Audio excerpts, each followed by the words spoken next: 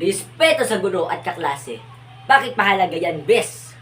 Uy mga bes, alam nyo ba kung bakit importante ang pagrespeto sa ating mga guro at sa ating mga kaklase? Lalo na sa mga class officers.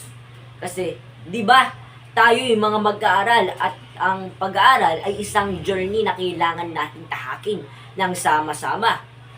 Una, ang ating mga guro, sila ang ating mga gabay sa paglalakbay na ito.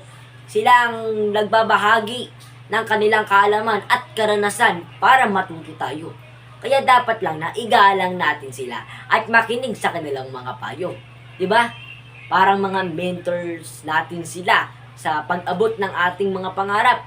Pangalawa, ang ating mga kaklase. Sila ang ating mga kasama sa paglalakbay.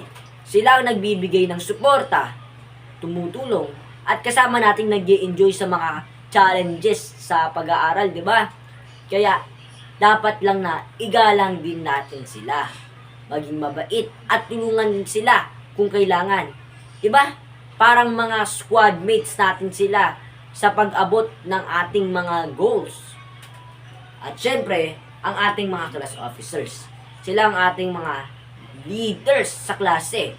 Sila ang tumutulong sa ating mga guro para maayos ang ating mga activities at mapanatili ang discipline sa klase.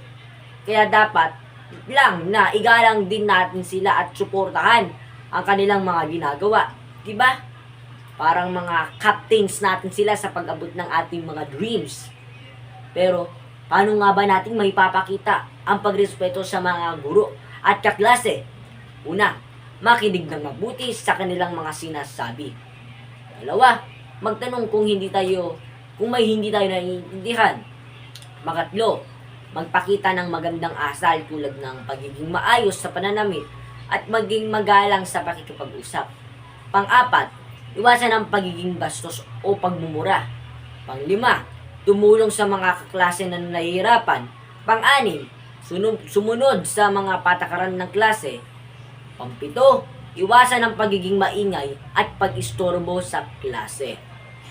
Tandaan, ang pagrespeto ay hindi lang tungkol sa pagsunod sa patakaran. Ito ay tungkol sa pagpapahalaga sa bawat isa at sa pagiging mabuting tao. Kaya mga bes, ipakita natin ang pagrespeto sa ating mga guro at kaklase para maging masaya at produktibo ang ating pag-aaral. At dyan natatapos ang ating pag-aaral. Maraming salamat sa pakikinig. Mag-ingat kayong lahat.